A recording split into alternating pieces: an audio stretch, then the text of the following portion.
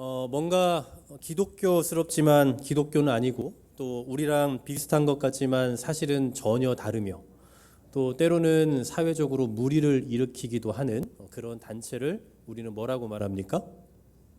이단이라고 말하죠.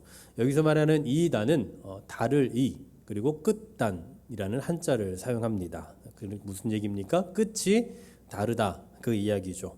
그러니까 이단은 누가 봐도 그냥 우리와 다 다르고 또 누가 봐도 이거 가짜네라고 생각할 만큼 그렇게 다르게 생긴 것이 아니라 다 같고 다 비슷한 것 같은데 마지막에 뭔가 이상하네라고 느낄 만큼 비슷한 면이 매우 많다라는 겁니다. 비근한 예로 신천지도 그리고 하나님의 교회도 우리와 똑같은 성경을 사용하고 있죠.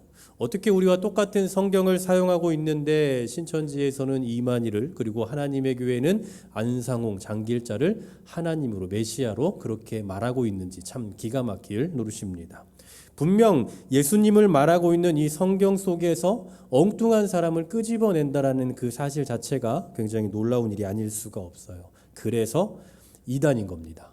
출발은 같고 비슷한 것 같고 때로는 과정도 비슷하고 또 모든 상황이 다 비슷해 보이지만 결과는 말도 안 되게 다르기 때문에 끝이 다르다라는 의미에서 이단이라는 말을 한다라는 거죠. 근데 어떤 분들은 끝만 다르니까 별 큰 문제 없는 거 아니냐라고 생각하시기도 합니다. 처음도 다르고 아니면 어떤 데는 아예 과정도 다르고 아예 애초에 처음부터 모든 게 다른 데들도 있는데 끝만 다르니까 이 정도면 조금 비슷한 거라고 봐줄 수 있는 거 아니냐라고 생각하는 분들이 있는데 절대로 그렇게 생각하면 안 됩니다. 끝만 다르니까 괜찮다라고 생각하면 안 된다고요. 얼마 전에 저희 교회에 한 택배가 왔어요. 근데 택배물을 보니까 우리 게 아닙니다. 어디로 발송이 됐는지 정확히 모르겠어요. 주소지가 정확하지 않고 또 누가 보냈는지 또 택배 기사가 누구인지 택배 기사의 번호도 맨 끝번호가 감춰져 있어서 뭔지를 알 수가 없는 거예요. 도무지 알 수가 없어서 해외 배송인 것 같은데 이걸 어떻게 하나 하고 있다 그냥 가지고 있었습니다. 뜯어볼 수도 없고 제가 마음대로 주소를 보고 갖다 줄 수도 없는 노릇이고 그래서 가지고 있었어요. 거의 한 달 정도를 갖고 있었어요. 그런데 이제 어느 날 제가 어떤 택배를 받았는데 그 택배 기사의 번호를 보니까 익숙한 것 같아서 봤더니 바로 그 번호인 거예요. 맨 끝번호가 이제 드디어 밝혀진 거죠. 제가 전화를 해서 그렇게 해서 결국은 찾아서 그분을 들여서 이제 아마 갔겠죠. 제대로 갔을 테지만 그때까지 거의 한 달의 기간 동안 이것을 물건을 시킨 사람은 아예 받지를 못한 거예요. 어떻습니까? 겨우 끝만 달랐잖아요. 내가 주문을 했어요. 그리고 그 물건이 택배사에 도착을 했고 택배 기사는 그것을 배달까지 했습니다. 모든 출발과 그리고 과정까지 아무 문제가 없었어요. 그런데 끝만 달랐을 뿐이에요. 이 끝이 잘못되면서 모든 것은 다 의미가 없어져 버렸습니다. 주문을 한 것도 필요가 없고 이게 어디로 가는지 찾을 길도 없고 그 사람 입장에서는 바로 그런 결과를 낳게 되었다는 거죠. 어떻습니까? 끝만 다르다고 해서 그 정도는 괜찮다라고 말할 수 있는 겁니까? 그렇지 않은 거예요. 이단이라는 게 바로 이런 겁니다. 과정도 같고 내용도 비슷한 것 같지만 끝에서 완전히 다른 결말을 맺는 거죠. 예를 들면 하나님이 세상을 사랑하셔서 우리 가운데 독생자를 보내셨다. 여기까지는 같아요. 그런데 그는 바로 나다. 이렇게 되는 게 바로 이단이다라는 거예요. 그런데 이런 이단은 역사 속에서 매우 다양한 형태로 있어 왔습니다. 요즘에는 지가 하나님이네 예수님이네 이렇게 쉽게 얘기하다 보니까 그냥 얼핏 봐도 이단일 때가 참 많지만 아주 오래전에는 이런 식의 이단보다는 매우 정교한 형태의 이단들이 많이 있었어요. 자, 제가 질문을 해보겠습니다. 여러분들이 이단을 잘 선별해내는지 아닌지를 질문할게요. 첫 번째, 예수님은 완전한 사람이시다. 그래서 예수님은 신성을 가질 수 없다. 두 번째, 예수님은 완전한 하나님이기 때문에 인간이 되실 수 없다. 세 번째, 예수님은 완전한 인간으로 이 땅에 오셨지만 그러나 인간이라기보다는 인간처럼 보일 뿐이다. 자, 이 중에서 뭐가 틀리고 뭐가 맞습니까? 너무 어려웠죠, 말이? 다 틀리다고 하셨어요. 정답입니다. 다 틀려요. 다 틀려요. 다 틀린 말이에요. 자, 여기에 지금 핵심은 예수님이 인간이냐 신이냐 이런 내용들을 가지고 있거든요. 예나 지금이나 예수님은 과연 진짜 인간이냐 아니면 예수님은 신이냐 이것은 수많은 논쟁을 낳았습니다. 신성을 갖고 논란이 생기는 겁니까? 바로 오늘 이 12월 25일 성탄절 때문입니다. 여러분, 성탄절의 의미가 무엇입니까? 예수님의 성육신하심의 날이에요. 그러니까 하나님이 인간이 되셔서 세상에 오신 날이 바로 오늘 성탄절이라고요. 예수님이 이 땅에 성육신만 하지 않았어도 이런 논쟁이나 논란이라는 건 없었을 겁니다. 여러분, 하나님이 인간이냐 신이냐 이런 거 갖고 논쟁하는 거 본 적 있으십니까? 하나님은 한 번도 인간으로 오신 적이 없어요. 물론 예수님을 우리가 하나님으로 보면 그렇게도 말할 수 있지만 우리가 알고 있는 성부 하나님은 인간으로 오신 적이 없기 때문에 여기에 대한 논쟁이 없습니다. 그러나 예수님은 인간이냐 아니면 그냥 인간처럼 보이는 신이냐 등등 다양한 얘기들이 생기는 이유는 바로 그분이 오늘 성육신 하셨기 때문입니다. 자, 그러면 정답은 뭘까요? 정답. 예수님은 신이냐 인간이냐 이런 것에 대한 논쟁에 대한 정답은 바로 예수님은 완전한 신이면서 동시에 완전한 인간이십니다. 본래 하나님이셨던 분이 인간의 죄를 위해서 스스로 완전한 인간이 되셨기 때문에 그분은 완전한 본래의 하나님이기도 하지만 또 이분은 완전한 인간이기도 한 거예요. 100과 100을 다 갖고 계십니다. 자, 그럼 이제 궁금한 게 생깁니다. 완전한 하나님이기도 하고 완전한 인간이기도 하다면 그럼 도대체 이분은 어떻게 사셨을까? 이게 궁금한 거예요. 자, 여러분이 만일에 신기라고 말하면 안 되고요. 여러분이 뭔가 신성한 능력을 갖고 있다고 한번 생각해 보십시오. 그럼 어떻게 사시겠습니까? 신성한 능력. 당장 일 그만둬야죠. 돈을 뭐하러 봅니까? 안 벌어도 내가 맘대로 다 할 수 있는데. 학교 다니는 학생들은 우리 친구들은 학교 갈 필요가 없어요. 학교 안 다녀도 그 누구보다 똑똑하고 모든 걸 다 알 수 있겠죠. 앞뒤 다 안 듣고 이것만 듣는 친구도 학교 그만 다니라는 얘기인가 생각할 텐데 그러면 안 돼요. 아니면 뭐 신호등 굳이 신호를 보고 건널 필요 있습니까? 그 순간엔 투명인간 모드로 지나가면 되는 거 아니겠어요? 뭐 모든 것 얼마나 편하고 쉽습니까? 뭐 밥도 먹지 않아도 돼요. 그냥 가만히만 있어도 알아서 배가 차지 않겠어요? 맛있는 거 먹지 않아도 알아서 배가 부르고 늘 맛있는 상태를 유지할 수 있을 겁니다. 생각만 해도 너무 편할 것 같아요. 근데 예수님은 어떠셨을까요? 저 같으면, 여러분 같으면 뭐 그런 식으로 인성과 신성을 같이 누리며 살 텐데 과연 예수님은 어떠셨겠냐고요. 이게 바로 오늘 우리가 나눌 말씀의 주제입니다. 예수님께서 오늘 즉 성탄절 이후부터 부활하시기 전까지 이 땅에서 약 33년간의 삶을 사셨는데 그때의 예수님은 어떤 모습으로 어떠한 삶을 사셨겠냐라는 사실이에요. 예수님의 33년의 생애, 그 삶을 딱 한 단어로 전 이렇게 표현하고 싶습니다. 오늘 말씀의 제목처럼 굴욕이에요. 굴욕. 잘 생각해 보시면 예수님의 삶은 정말 굴욕 그 자체입니다. 왜냐하면 먼저 예수님이 성육신, 즉 세상에 이 땅에 육신으로 오신 사건 자체가 굴욕입니다. 왜냐하면 하나님과 우리는 비교조차 할 수가 없는 분이에요. 아예 비교 자체가 안 되는 분입니다. 자, 예를 들어 우리는 늘 시간의 제약을 받으며 살아가고 있죠. 여러분, 영원히 사랑할 수 있습니까? 영원히 사랑하는 거 어려운 일이에요. 사람에게는 영원이라는 시간이 존재하지 않습니다. 하지만 하나님은 어떻습니까? 우리와는 전혀 다른 분이죠. 하나님은 이 시간의 제약을 전혀 받지 않는 분이세요. 왜 그렇을까요? 왜 하나님은 시간의 제약을 받지 않습니까? 하나님은 시간을 만드신 분이기 때문이에요. 여러분, 시간을 만들었다는 얘기는 무슨 얘기입니까? 시간을 만들었다. 이 시간의 근간을 잘 생각해 보세요. 우리가 지금 시간을 재는데 그 시간이라는 게 어디서부터 출발할 수 있냐면 우주의 법칙이 있기 때문이에요. 우주의 법칙. 뭐 자전, 공전, 주기 이런 것에 따라서 시간이라는 게 형성이 됐습니다. 만약에 이 우주의 법칙이 멈춰버리면 그럼 우리에겐 시간이라는 게 존재할 수 없어요. 시간도 동시에 멈춥니다. 지구의 자전이나 공전이 멈추면 시간도 같이 멈춰버리는 거예요. 뿐만 아니라 이 우주의 법칙으로 인해서 생겨난 또 하나가 있죠. 그게 뭡니까? 우주의 법칙으로 인해서 생겨난 또 하나의 법칙은 바로 자연의 법칙이에요. 우주가 그 법칙에 따라 돌아가니까 자연도 또 하나의 법칙을 만들어내죠. 예를 들면 봄, 여름, 가을, 겨울이 생겨나고요. 봄이 되면 새싹이 돋고 여름이 되면 만연하고 또 가을이 되면 떨어지고 겨울이 되면 땅이 꽁꽁 얼게 되고. 자, 그럼 여러분 다시 한번 질문해 볼게요. 하나님께서 시간을 만드셨다라는 건 곧 무엇을 만드셨다라는 얘기가 됩니까? 우주의 법칙과 자연의 법칙을 다 만드셨다라는 거예요.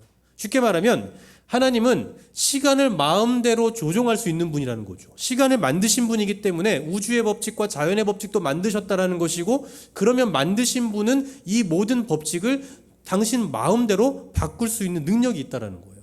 그런데 그분이 성육신을 하셨다라는 말은 곧 무슨 얘기냐면, 그분이 이 시간 안에 종속이 되었다는 얘기입니다. 시간 안에 들어오셨다고요. 당신이 만드신 그 우주의 법칙과 자연의 법칙에 스스로 몸을 매이게 되었다라는 겁니다. 그걸 만드신 분께서 당신과 당신의 백성을 위해서 법을 제정하셨는데, 법을 만드셨는데 스스로 그 법 안에 들어오신 거예요. 그리고 그 법을 지키게 되었다라는 사실입니다. 시간을 만드신 분이 시간에 종속되는 곳에 오셨다라는 그 사실이 결국은 뭘 의미하는 겁니까? 구력이라는 거예요. 구력. 뿐만 아니라 예수님의 출생도 보십시오. 예수님은 하나님이잖아요. 그럼 하나님께서 세상에 오시면 얼마나 깔끔한 곳에 태어나셔야 됩니까? 좋은 곳에 태어나야 되지 않겠어요? 게다가 하나님인데 못하시는 게 뭐가 있겠습니까? 당신이 오기 전에 오실 곳을 미리 다 예비하고 그곳에서 다 좋은 것을 준비해 놓고 문화, 상황, 이 모든 것들을 다 만들어 놓으면 되지 않을까요? 예수님이 어디에 가야겠다라고 마음 먹었으면 그곳의 환경을 가장 좋게 만들어 놓을 수 있지 않겠냐라는 거예요. 게다가 예수님은 하나님이니까, 인류를 구원하기 위해 오시니까 미리미리 홍보도 하고, 그래서 많은 사람들에게 막 기대하게 하고, 그러면 얼마나 좋겠어요. 보통 외국에서 유명한 스타가 우리나라에 온다고 하면 우리나라의 호텔이나 식당 이런 데서 그 사람을 유치하려고 난리예요. 그리고 그것도 공짜로. 그 사람 자체가 홍보거든요. 어떻게든 그 사람이 우리 호텔에 머물게 하려고, 그 사람이 우리 식당에 와서 밥을 먹게 하려고 그렇게 노력을 한단 말이에요. 마찬가지로 하나님이신 예수 그리스도께서 우리를 위해서 이 땅에 오시는 거니까 최소한 이 땅에서 가장 아름다운 걸로, 이 땅에서 가장 좋은 것으로 그분을 모셔야 되는 거 아니겠냐라는 거예요. 그런데 좋은 호텔, 좋은 방은커녕 너무나도 별 볼 일 없는, 가장 별 볼 일 없는 동물 밥통에서 태어나셨어요. 보통 예수님이 태어나신 곳을 마국간이라고 말하는데, 제가 전에 오후 예배 때 한번 말씀드렸지만 예수님이 태어나신 곳은 마국간이 아니라 양밥통, 양구유 혹은 염소구유일 확률이 훨씬 높다고요. 말과 염소, 양 뭐 비슷하겠지만 그나마 밥통 중에 가장 깨끗한 밥통이 말밥통이에요. 그러니까 마국간보다 더 지저분한 밥통에서 태어난 분이 바로 예수님이라는 사실이죠. 얼마나 자존심 상하고 굴욕적인 모습입니까? 누가 이런 분을 구원자라고 말해요. 이렇게 비참한 분인데, 동물 밥통에서 태어난 분이 누가 구원자라고 말하냐고요. 그런데 이것뿐만 아닙니다. 그분의 굴욕이 또 남았어요. 그분의 33년간의 생을 보시면요, 인간의 인생 중에서 가장 비참하다고 할 만한 삶을 다 사셨다 해도 과언이 아닐 정도입니다. 예를 들면 3년 동안 함께했던 제자들이 예수님을 다 떠나버려요. 여러분 배신 당해보셨습니까? 배신이라고 말하면 너무나 거창한 것 같지만 뭐랄까요, 뒤통수 맞아본 적 있으실 거 아니에요. 나를 싫어하고 별 관심 없는 사람이 나를 욕해도 그거 정말 기분 나쁜 일인데, 내가 가장 믿고 내가 신뢰하고 나를 신뢰하고 서로 사랑하는 그 사람이 뒤에 가서 나를 욕하고 나를 배신하면 그 얼마나 괴로운 일입니까? 그런데 예수님은 3년 동안 함께 동고동락했던 그 제자들이 다 떠나버렸어요. 하루 이틀도 아니고 3년간 함께 거하면서 우리가 주와 함께 죽겠습니다, 그렇게 선언했던 이 사람들이에요. 그것도 한두 명이 아니라 12명이 다 배신을 해버렸다고요. 어쩔 때는 동네 사람들이 예수님을 죽이려고 벼랑 끝까지 몰고 갑니다. 살인의 위협을 하죠. 또 예수님이 심판을 받으실 때, 즉 재판받으실 때 그분은 그냥 홀로 당하셨어요. 변호사가 있거나 동료가 있지 않았습니다. 배신, 위협, 외로움, 슬픔 등등 인간이 당할 수 있는 모든 고난과 수치를 다 당하셨어요. 그리고 최후에는 저주받은 사람들만 달려 죽는다는 그 십자가에 달려 죽으심으로 모든 인류의 죄를 사하셨습니다. 아니, 인류의 죄를 사해주기 위해 이 땅에 성육신 하셨다면 정말 편안하게 계시다가 이 사역을 완수할 수 있도록 우리가 도와드려야 되는 거 아닙니까? 우리 인간들이 그렇게 대접해야 되는 거 아니냐고요. 저도 어디 이렇게 집회 같은 데 가면 강사라고 얼마나 극진하게 대접해 주는지 몰라요. 집보다 훨씬 더 편해요. 숙소도 편한 곳에 해주고 먹을 것도 다 챙겨주고 그렇게 편해요. 왜 그렇게 해줍니까? 그냥 말씀 전하는 일에만 힘써 주십시오 이거잖아요. 다른 거 다 일체 신경 쓰지 말고 그냥 우리 은혜만 꼭 쏟아 부어주고 가십시오, 이런 의도가 아니겠어요? 마찬가지로 예수님은 우리 인간을 위해 오셨잖아요. 그럼 정말 편안하게 지낼 수 있도록 해야 되는데 그분의 33년간의 생애를 보면 그냥 굴욕 그 자체였단 말이죠. 바로 오늘 우리가 읽은 본문에서 이 점을 명확하게 드러내주고 있는 겁니다. 우리가 앞서 들은 말씀을 기억하며 오늘 읽은 본문, 오늘 말씀 다시 한번 같이 읽어보면 좋겠습니다. 6절부터 8절 시작. 그는 근본 하나님의 본체시나 하나님과 동등됨을 취할 것으로 여기지 아니하시고 오히려 자기를 비워 종의 형체를 가지사 사람들과 같이 되셨고 사람의 모양으로 나타나사 자기를 낮추시고 죽기까지 복종하셨으니 곧 십자가에 죽으심이라. 아멘. 근본 하나님이셨던 그분이 우리를 위해 친히 이 땅에 오신 사건, 그리고 이 땅에서 얼마든지 편한 삶을 살 수 있었음에도 불구하고 굴욕적인 삶을 자처하시면서 겸손의 본을 보이셨던 그분의 삶이 바로 오늘 이 성탄절, 이 날을 기점으로 시작되었다라는 사실입니다. 누구나 자기 생일은 좋아합니다. 자기 생일이 되면 자기가 주인공이거든요.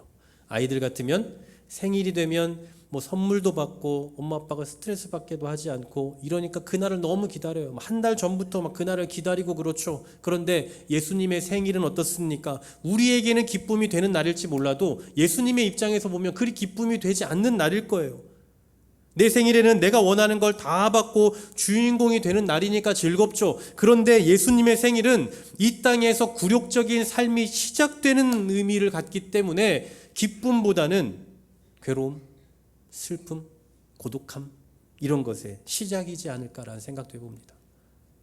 그럼에도 예수님이 이 땅에 성육신하신 이유, 그리고 굴욕의 연속인 삶을 사셨던 이유는 어쩔 수 없이 어쩌지 못해서 하신 것이 아니라 스스로 자처하셨던 일입니다. 우리에게 겸손의 본을 보이기 위해, 우리에게 고난의 본을 보이기 위해 친히 굴욕적인 삶을 사셨다라는 사실이에요. 그런데 중요한 게 뭔지 아십니까? 그분의 삶은 이처럼 굴욕적인데, 그분의 삶은 이렇게 볼품없는데, 그분의 굴욕적인 삶과 죽음으로 이루신 그 구원의 역사는 결코 굴욕적이지 않다라는 사실이에요. 주님의 이루신 그 구원은 굴욕적이지 않은 것을 넘어서 이 세상에서 가장 가치 있고 가장 영광스러운 사건입니다. 그분의 굴욕적인 삶을 통해 택한 자들이 구원을 받았어요. 그리고 그 굴욕적인 삶을 통해서 하나님께서 세상에 약속하신 것들, 이 모든 것들을 가장 완벽하게 성취해 내셨으니 세상 그 어떤 것보다도 이보다 완벽하고 이보다 영광스러운 사건은 존재할 수 없는 것입니다. 이처럼 예수님이 가장 영광스러운 구원을 위해 가장 굴욕적인 모습으로 이 땅에 오신 날, 이 날이 바로 지금 이 날, 성탄절이라는 사실을 믿으시기를 바랍니다. 그러니 이 날 눈이 오든 말든, 눈이 안 오지만 상관없습니다. 이 날 젊은 사람들 같으면 애인이 있든 없든 함께 시간을 보내든 말든 그게 중요한 건 아니에요. 왜냐하면 이 날의 주인공은 우리가 아니라 바로 예수 그리스도이기 때문입니다. 그러므로 우리가 기뻐하고 즐거워하는 것도 좋지만 그 안에 주인공이 빠지면 안 돼요. 많은 경우 주객이 전도되어서 우리가 즐겁고 우리가 신이 나고 우리가 선물 주고받는 일에 거기에 온통 집중하는 경우들이 있는데 그럴 필요가 없어요. 예수님이 빠지면 안 된다고요. 우리 삶에 예수님이 빠져버리면 안 된다고요. 저희 아이들도 늘 크리스마스 선물을 요구합니다. 네. 그래서 드렸어요. 그러면서 이야기했습니다. 선물은 엄마 아빠가 줄 테니 예수님의 선물은 너희가 준비해라. 너희 용돈으로. 그랬더니 거기에 거금을 준비했더라고요.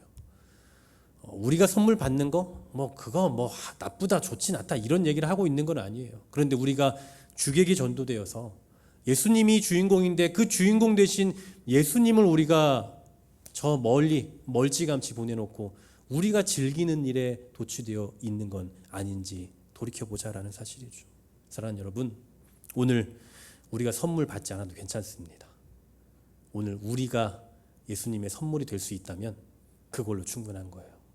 오늘 우리가 즐겁지 않아도 괜찮습니다. 우리의 예배와 우리 앞서 했던 그 축하 공연을 예수님께서 기뻐하신다면 그걸로 충분한 겁니다. 오늘 휴일이잖아요. 그런데 우리가 쉬지 못해도 괜찮아요. 아침부터 나와서 뭐 준비하고 예배하고 집에 가니까 시간이 없네, 쉴 시간이 없네, 놀 시간이 없네. 괜찮습니다. 우리의 쉼의 시간을 통해 우리를 위해서 이 땅에 오신 오늘의 주인공이신 예수 그리스도를 예배하는 일에 우리가 힘썼다라는 사실, 그것을 생각할 때 우리가 조금 피곤해도 조금 쉼이 되지 않아도 괜찮습니다. 우리를 위해서 가장 비참한 모습으로 세상에 오셨고 가장 굴욕적인 삶을 사셨지만 그분은 모든 영광 받기에 합당하시며 우리의 모든 찬양과 경배 그리고 우리가 올려드리는 그 모든 최상의 것들을 받으시기에 합당하신 홀로 유일하신 분이라는 사실 기억하시기를 간절히 소망합니다. 바로 이 놀라우신 하나님께서 우리를 위해 이 땅에 오심을 진실로 감사하며 또 성탄이 우리에게 가져다주는 그 진정한 이유와 의미를 바르게 묵상하며 살아가는 오늘 하루 우리 일평생 될 수 있기를 주의 이름으로 간절히 소망합니다.